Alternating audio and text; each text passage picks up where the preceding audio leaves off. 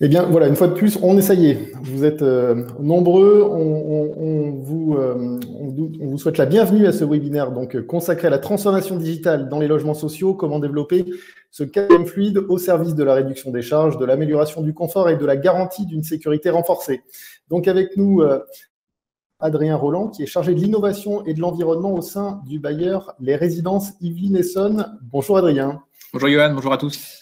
Et également présent autour de cette table virtuelle, donc Guylain Descamps, directeur commercial de la société Oga. Bonjour Guylain. Bonjour Johan, bonjour à tous.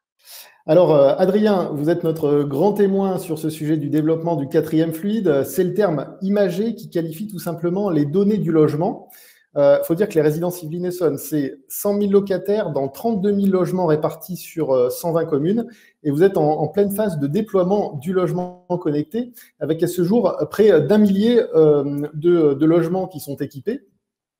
Je vais d'ailleurs vous diffuser quelques réalisations.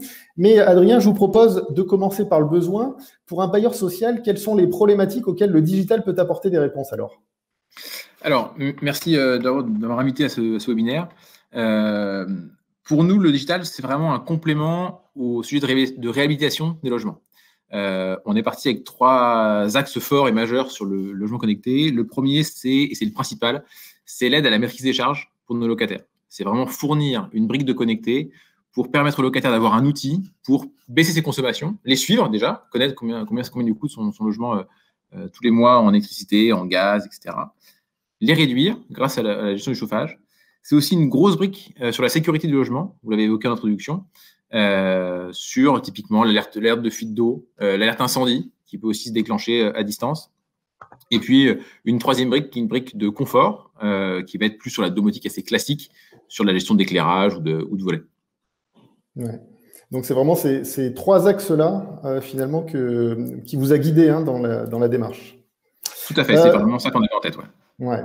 Guylain Descamps, avec Oga, vous êtes présent, vous, depuis plusieurs années sur ce marché des solutions Smart Home spécifiquement dédiées aux locatifs.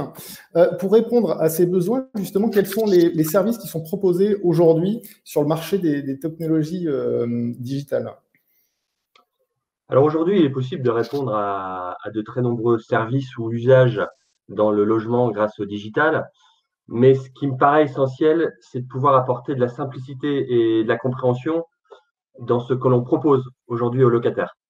Rester sur des usages simples, utiles, pratiques, bien entendu faciles à installer aussi, est absolument essentiel, afin de garantir à chaque locataire une bonne prise en main. Pour moi, la technologie liée au smart home doit s'adapter à chaque occupant et pas l'inverse.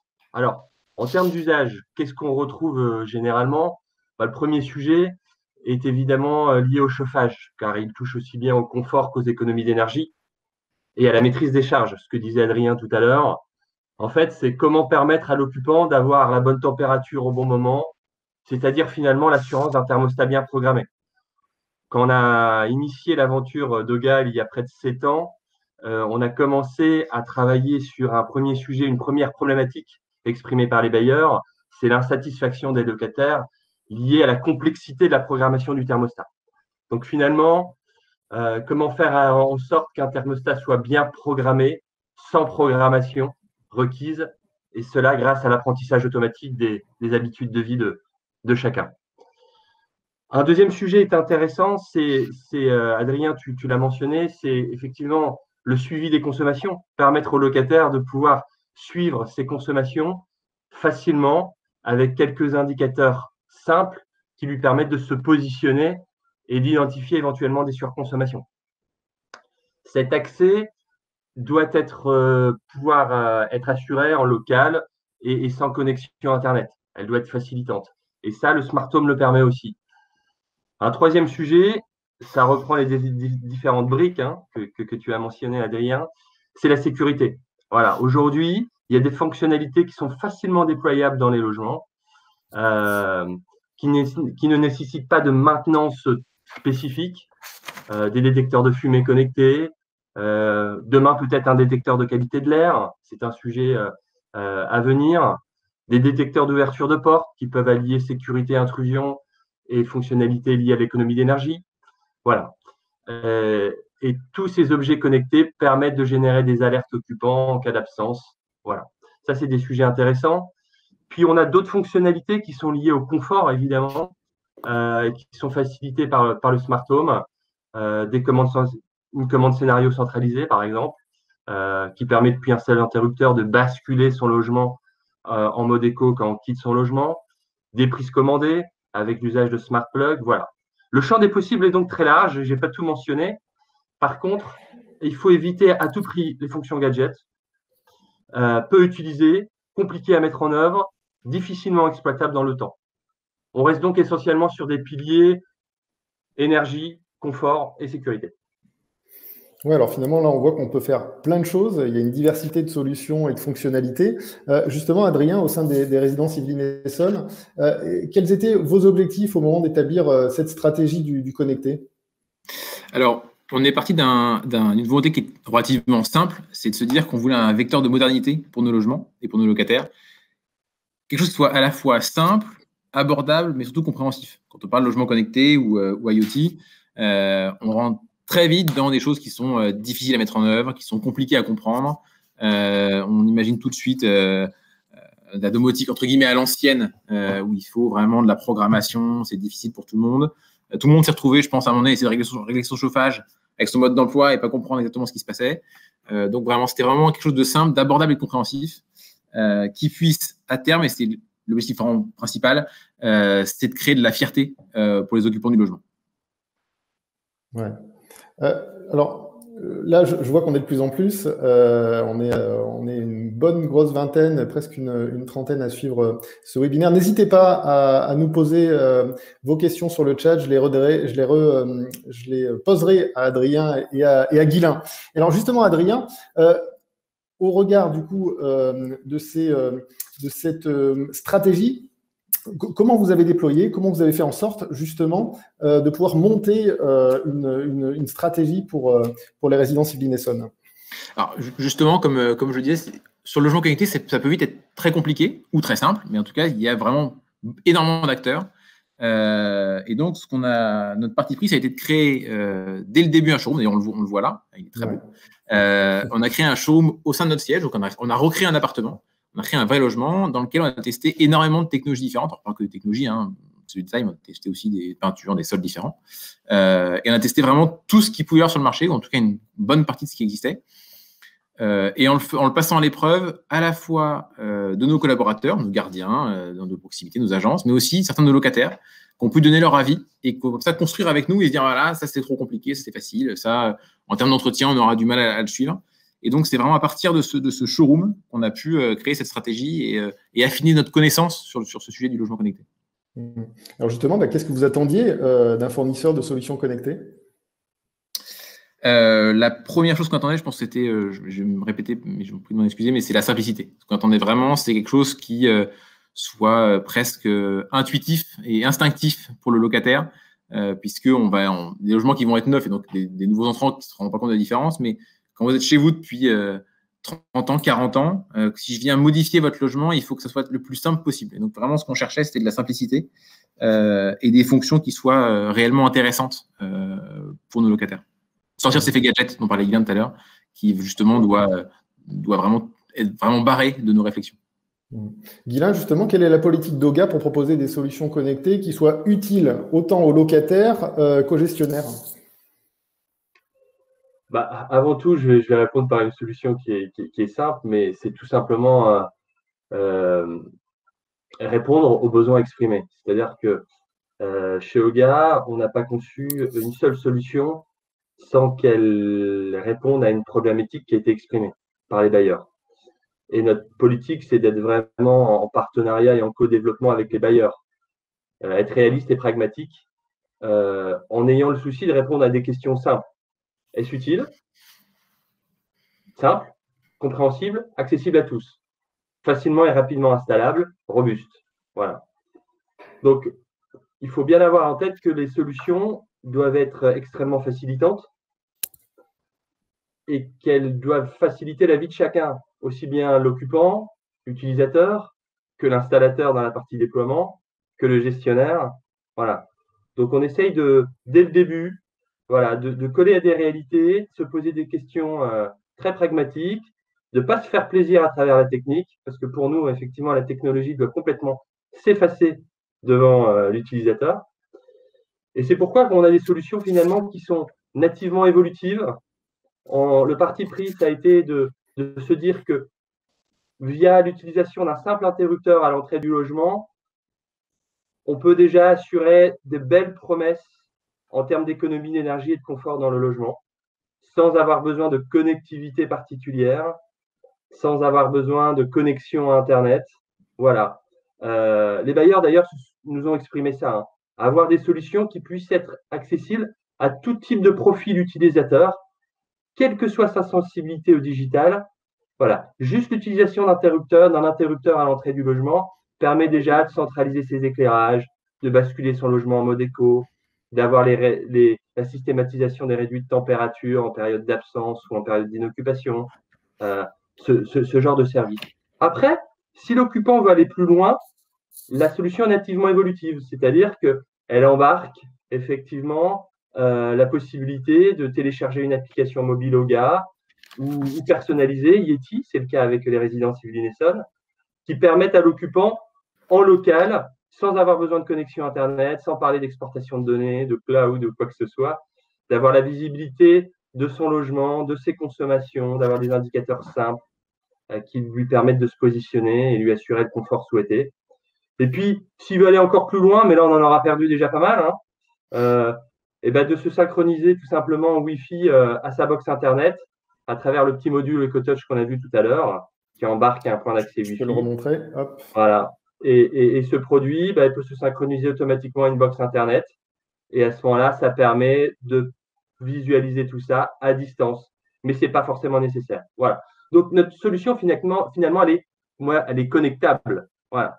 Mais elle est complètement autonome en local, ce qui garantit de la sécurité et de la simplicité. Voilà. Et puis, pour rebondir par rapport à cette slide, évidemment, nos solutions, on a travaillé sur l'évolutivité de nos solutions, c'est-à-dire qu'on embarque aujourd'hui en solution de kit les fonctions essentielles liées au chauffage, à l'éclairage, au suivi des consommations, mais on peut à tout moment, effectivement, rajouter des modules pour le pilotage de volets roulants, des détecteurs de fumée, ce genre de choses. Voilà, donc la solution doit être naturellement interopérable et évolutive. Justement, Adrien, quels sont les points forts que vous avez trouvés chez OGA?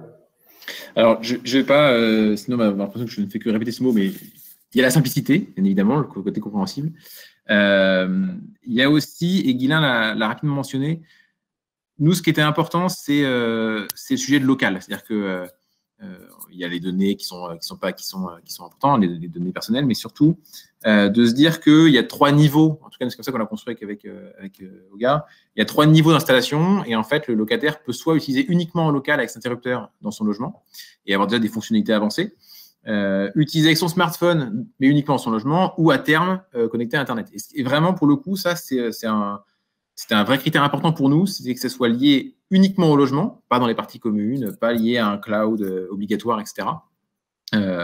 Et que tout fonctionne de manière la plus simple possible et surtout le plus local possible. Donc, c'était un point fort. L'autre, qui peut paraître accessoire, mais en ce moment, je pense que ça l'est de moins en moins, c'est le Made in France. On est sur quand même une entreprise qui est basée à Lyon. Alors, désolé, hein, Guylain, je ne vais pas donner la reste complète, mais en tout cas, vous êtes à Lyon. Une petite boîte lyonnaise qui est agile et qui permet... ça a quand même du sens. C'est pas le principal critère de choix, bien évidemment, mais ça a aussi pesé dans la balance. Et puis l'intérêt, c'est l'agilité et la flexibilité de la solution qu'on a pu trouver avec OGA. Là, on a vu cette espèce d'escargot là qui montre toutes les fonctions. Je pense que c'est un escargot qui peut encore continuer. En tout cas, je pousse pour ça. Mais en tout cas, voilà, c'est l'idée qu'on puisse s'adapter au chauffage collectif, au chauffage individuel, selon le type de chauffage, qu'on peut mettre des volets, pas de volets roulants, mettre l'assistant vocal Google ou Alexa. Et c'est cet intérêt-là de pouvoir ajouter au fur et à mesure des fonctionnalités qui est vraiment intéressant. Je remonte l'escargot. Alors justement, ensemble, les résidences Yvelines-Essonnes et OGA, vous avez co-construit un modèle. Quelle a été la méthodologie pour arriver à cela? Je vais peut-être lancer le sujet. Je pense que le meilleur exemple de co-construction, c'est Yeti. Ben voilà. C'est l'application. Alors, il y a eu aussi des échanges qui ont été nourris sur le hardware, sur le matériel. Mais c'est vrai que l'application, pour le coup, le voit vraiment. C'est l'échange qu'on a eu depuis maintenant, je pense, enfin, on peut compter après un an avant que ça commence. Déjà, on commençait déjà un peu à échanger. Et après, il y a eu de vrais échanges sur les besoins importants pour nos locataires et puis aussi pour nos gestionnaires d'immeubles, auxquels on a laissé aux gars nous proposer des réponses, parfois qu'ils nous avaient, parfois qu'ils nous avaient pas. Mais en tout cas, on a vraiment travaillé ensemble pour qu'on soit le plus près possible de nos besoins et qu'on sache qu'on ait une roadmap des futurs développements. Ouais, je pense que ça a été une vraie approche partenariale. C'est-à-dire qu'effectivement, moi, je le répète assez régulièrement, mais c'est vraiment ce qu'on vit au quotidien, c'est qu'il y a un enrichissement mutuel. C'est effectivement, on apprend beaucoup de par cette proximité avec les résidences. On a cette souplesse et cette agilité qui fait que on est une structure, effectivement, on est 12 personnes, donc ça nous permet d'être assez souple sur pas mal de choses. On intègre les compétences aussi bien en conception, fabrication de hardware que de software et d'applications. Et l'idée, c'est d'essayer de personnaliser des approches. Et il y a eu effectivement cette application mobile. L'idée, c'est de répondre aux justes besoins à l'instant T, tout en se permettant d'avoir de la souplesse pour de l'évolutivité et pour des fonctionnalités à venir. Donc voilà. Je vais prendre une première question qui est du coup, comment obtenez-vous des consommations en euros? Alors, tu veux répondre, Adrien alors, du point de vue des résidences, c'est une question qu'on se posait, puisque c'est dans le modèle de base d'EcoTouch, effectivement, de pouvoir proposer une estimative des consommations, notamment électriques. Suivant différents modèles que je laisserai Guilain détailler. En tout cas, pour nous, ça a été un vrai sujet puisqu'on voulait éviter à tout prix qu'un locataire qui voit que sa facture va être, je sais pas, de 10 € ce mois-ci, finalement, il se trouve une facture de 25. Donc, on a mis certaines, et c'est là où typiquement on est en co-construction de partenariat, on a mis certains freins et certaines limites à ce sujet-là, et notamment, c'est le locataire lui-même qui vient remplir le prix de son énergie, et s'il en a plein creuse, etc. Ce qui permet d'avoir cette estimation de la facture.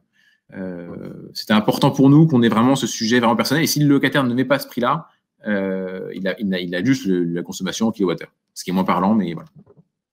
Oui. Il a la possibilité, effectivement, via l'application, de renseigner le tarif de l'énergie en fonction de son énergie. Et ce sont des estimations en euros hors abonnement. Voilà. Très bien.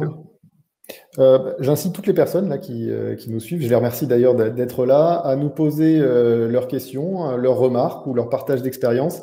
Je les partagerai à Adrien et à Guilain à la fin de cet échange. Du coup, Adrien, aujourd'hui, finalement, les résidences Evelyne Essonne, vous êtes le seul acteur du logement social à avoir choisi de massifier, parce que vraiment on parle de massification chez vous, les solutions de Smart Home. Comment se déroule justement aujourd'hui ce déploiement? Alors, il se déroule bien. Déjà, c'est plutôt la bonne nouvelle de ce matin. Effectivement, on est, alors vous avez dit tout à l'heure, près de 1000, on se rapproche de plus en plus des 1000 logements connectés. On est sur une vraie volonté de massification, puisque sur nos 32 000 logements, on a pour objectif d'en avoir fait 80% d'ici 5 ans, ça fait 25 000, ce qui demande énormément d'efforts de tous les côtés pour vraiment équiper et travailler sur le sujet. Mais en tout cas, voilà, ça se passe plutôt bien et on est vraiment sur ce rythme de croisière de minimum 2500 logements par an. Mais voilà, vous avez vraiment ce plan à long terme qui vise à équiper votre patrimoine, c'est ça? C'est ça. Et justement, comment incite-t-on des locataires à utiliser une solution de Smart Home? Parce que c'est bien de l'installer, encore faut-il que les locataires eux-mêmes l'utilisent et en tout cas, on voit le bénéfice. Alors, j'ai l'habitude de dire qu'on n'incite pas, on propose. Nous, on n'est pas là pour forcer qui que ce soit à utiliser le logement connecté. On vient, on pose des équipements, des objets connectés qui sont pour nous et puis pour l'ensemble des personnes qui ont été impliquées sur le sujet, des équipements pertinents. Donc, nous, on propose cet outil-là. C'est un outil en plus pour le logement. Un locataire qui n'a pas envie de l'utiliser, finalement, il aura dans ce logement uniquement un interrupteur en plus, mais il ne pourra ne jamais appuyer dessus et ça ne changera rien à sa vie habituelle. Et le locataire, au fur et à mesure, pourra uniquement utiliser l'interrupteur, puis se rendre compte que c'est facile, après glisser sur l'application, et puis après la connecter à Internet. Et donc, on va avoir ce glissement-là. Alors, nous, on va le promouvoir, évidemment, on va faire de la communication, on va faire de la formation pour nos locataires, pour nos gardiens, mais à aucun moment, on est dans l'incitation de l'utilisation. On est vraiment dans la promotion et dans le... Voilà, on donne l'outil, après, libre à eux de s'en emparer ou pas.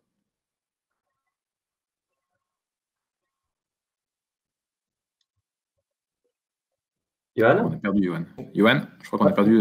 Est-ce que je suis revenu ? Oui, bon. Exactement. Oui, voilà. Parfait. Parce que je vois qu'il y a des questions, c'est pour ça. Je vois qu'il y a pas mal de questions. En attendant de vous poser les questions, Guylain, justement, au regard de ce que disait à l'instant Adrien, la pédagogie et l'accompagnement sont forcément des éléments qui vont être prépondérants dans l'adoption et du coup, vous y travaillez, vous, chez Oga. Oui, c'est un sujet important, évidemment. Hein, il faut bien l'avoir en tête. Alors, pour pouvoir effectivement accompagner au mieux ces locataires, il faut jouer sur plusieurs leviers et plusieurs moyens. La sensibilisation à l'installation, c'est un sujet. L'accompagnement aussi de l'installateur pour qu'il puisse aussi délivrer les bons messages. La réalisation de supports pédagogiques, et ça, on en a fait pas mal. Personnalisé aussi pour les résidences en fonction des messages à mettre en avant. Donc, les supports pédagogiques sont divers et variés. C'est un petit mémo utilisateur à la remise de l'installation. C'est un sticker qu'on va mettre sur la porte du coffret électrique, sur le coffret électrique pour reprendre les éléments de base d'utilisation d'interrupteurs avec des petits renvois avec des QR codes sur des vidéos YouTube. Systématiquement, on indique aussi nos coordonnées, le numéro de téléphone de l'outline chez nous. Donc, à tout moment, l'occupant peut nous passer un petit coup de fil. Voilà, ça, on ne le cache pas. Il y a les enquêtes de satisfaction aussi qu'on peut mener avec certains bailleurs. La formation aussi des gardiens qui est importante, du personnel de proximité. Les résidences, effectivement, un nombre de gardiens assez significatif, si je ne me trompe pas, avec une proximité qui est forte avec les locataires. Les sensibiliser sur les questions les plus récurrentes, sur un niveau 1, c'est aussi un levier qu'on met en place. Donc, voilà, on travaille sur plusieurs sujets. Et c'est extrêmement intéressant et on en apprend tous les jours. Je suis en train de diffuser je suis en train de diffuser les différents supports de communication que vous avez produits avec les résidences. Justement, il y a eu là aussi une vraie co-construction pour produire ces outils-là. Ah bah complètement, hein, complètement. De toute façon, il faut coller aux besoins et aux réalités de nos partenaires. Donc, on avait des trames effectivement de base et on avait des supports standards. Et on les a personnalisés, actualisés en fonction des spécificités de ce que l'on déploie, là, par exemple, avec les résidences Yveline et Sam. Tout à fait. Adrien, vous avez maintenant du coup un vrai retour sur un volume significatif. On parlait bientôt 1000 logements équipés. Justement, quels sont aujourd'hui les premiers retours d'expérience? Alors, on a des premiers retours de terrain qui sont intéressants, qui sont vraiment intéressants. En fait, ce dont on se rend compte, c'est qu'à partir du moment où on a formé les gens, qu'on les a bien informés du sujet et comment le système fonctionne, ils s'approprient plutôt bien le matériel et ils utilisent, alors, encore une fois, chacun à son échelle et chacun avec son niveau de compétence informatique, numérique. C'est plus ou moins le sujet, mais en tout cas, on est satisfait du fait que les retours sont plutôt positifs. Maintenant, le vrai travail, ça va être de continuer cette communication et cette appropriation par les locataires. Mais les retours sont plutôt très bons. Alors justement, quelles vont être les prochaines étapes du connecté au sein des résidences? Alors, on va essayer de travailler sur de nouveaux services, travailler sur le bâtiment. Là, on est une étape du logement. On va essayer de travailler sur l'étape du bâtiment, donc un plus gros volume, tout ce qui va être service type VMC, chaufferie, etc. Apporter de nouveaux services à nos locataires. On peut penser à tout ce qui va être amplifier la notion de sécurité, amplifier la notion de maintien à domicile pour les personnes âgées, par exemple. Donc, on va vraiment travailler sur ces sujets-là. Maintenant, le vrai juge de paix, ça reste la base, c'est les consommations énergétiques. Et donc, ça va être de travailler avec Oga pour qu'on puisse vraiment apporter un outil le plus en plus performant pour que le locataire fasse des économies sur leur charge. Et Guylain, jusqu'où on va pouvoir aller justement pour améliorer le quotidien des locataires et puis pour simplifier la gestion d'un parc de logement avec des solutions connectées? Alors, on peut aller assez loin. On ira aussi loin que l'expression des besoins de nos partenaires et de nos bailleurs. Je pense qu'Adrien a déjà un peu évoqué le sujet à l'instant. C'est que effectivement, il y a un gros sujet qui est le maintien à domicile, on peut l'appeler maintien à domicile, offre senior. Comment on peut faire aussi en sorte que le smart home puisse contribuer à l'amélioration de la qualité de vie et le maintien à domicile des personnes, de certaines personnes. Voilà, donc il y a des pistes de réflexion qui sont assez avancées sur le sujet. L'idée, c'est de travailler avec des produits le plus standard possible. Voilà, on a toujours ce souci-là de ne pas aller développer des produits exotiques. Voilà, on essaye de travailler avec des produits assez standards et de faire en sorte de bien gérer cette information, la data que l'on collecte, pour la rendre opérationnelle avec le bon niveau d'information, le bon niveau d'alerte. Et voilà. Donc, voilà comment aujourd'hui utiliser des détections, des détecteurs d'ouverture, des détecteurs de mouvement, comment allier des chemins lumineux, etc., pour faciliter cette mobilité dans le logement. Il y a un volet sécurité aussi qu'on peut travailler davantage, et voilà, on l'envisage. Et puis après, on parlait du smart building, c'est encore autre chose. C'est un deuxième volet aujourd'hui que l'on propose à travers le marché, c'est comment faire en sorte de pouvoir déployer des infrastructures assez facilitantes dans le bâtiment pour pousser de nouveaux services, pour apporter des services aussi aux gestionnaires, pour permettre effectivement de suivre la bonne performance des chaufferies, bilan chaufferie, etc. Donc,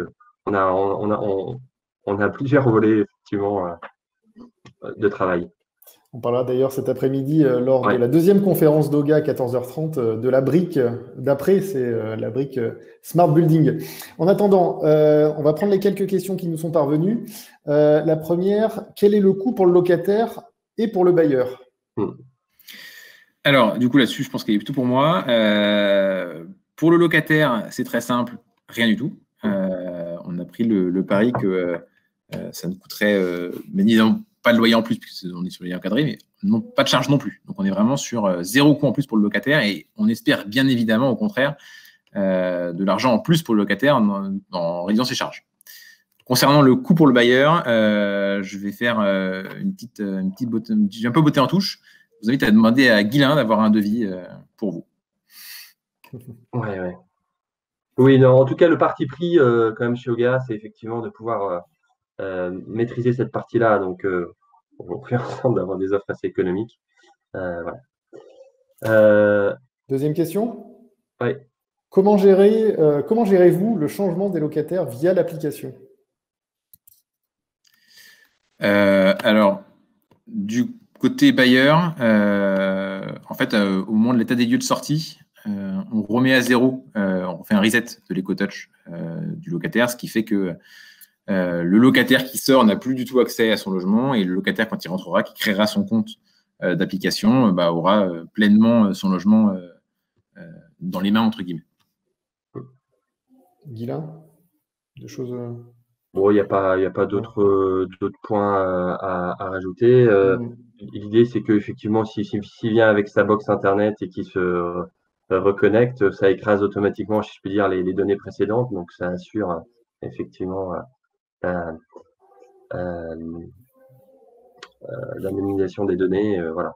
Donc, il n'y a pas de... Une dernière question, celle de Fabrice. Rencontrez-vous chez les locataires un problème d'équipement ou justement de non-équipement Internet? Alors, il y a une vraie fracture numérique. Je pense que c'est plus loin que le sujet simplement équipement Internet ou pas. Il y a une vraie fracture numérique. On a vraiment un panel assez représentatif de la France chez nos locataires. On a vraiment tout type de population. Et on peut avoir effectivement une fracture numérique assez importante avec typiquement pas Internet, ou pas de smartphone, ou pas de tablette, ou pas de PC.